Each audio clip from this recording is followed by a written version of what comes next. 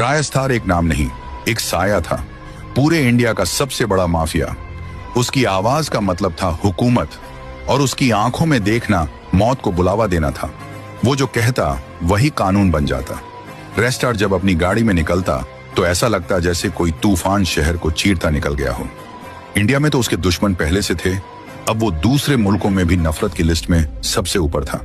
और वहीं से उठ खड़ा हुआ उसका सबसे बड़ा दुश्मन, ब्लैक 444, एक ऐसा शख्स जो सिर्फ खून में यकीन करता था और अब उसने फैसला कर लिया था रास्टार को खत्म करने का। ब्लैक 444 अपनी फौज तैयार कर रहा था। देश विदेश के बड़े बड़े डॉन उसकी गैंग में शामिल हो रहे थे, लेकिन रास्तार नर को हर हरकत की खबर थी। वो कोई आम माफिया नहीं था, वो तो आग से खेलता था।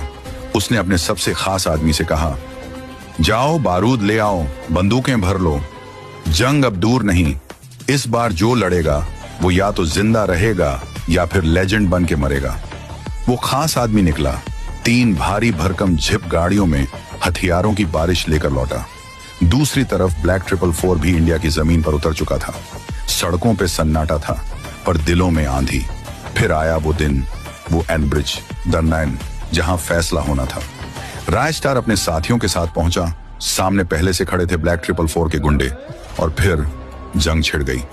गोलियों की बौछार, बारूद का तूफान, हर तरफ धुआं था, चीखें, आग और सिर्फ एक नाम, रेस्टार। जब धुआं छटा, मैदान में सिर्फ खून था और गुंडों की लाशें। रेस्टार आगे बढ़ा, लेकिन तभी सामने खड़ा था ब्लैक 444 अपनी पूरी फौज के साथ। रेस्टार ने आंखें तरेरी, लेकिन तभी फिर से धुआं छा गया, और जब वो धुआं हटा तो रेस्टार की आंखों के सामने एक ऐसा मंजर था जिसने उसके सीने को छलनी कर दिया। Part 2 comment.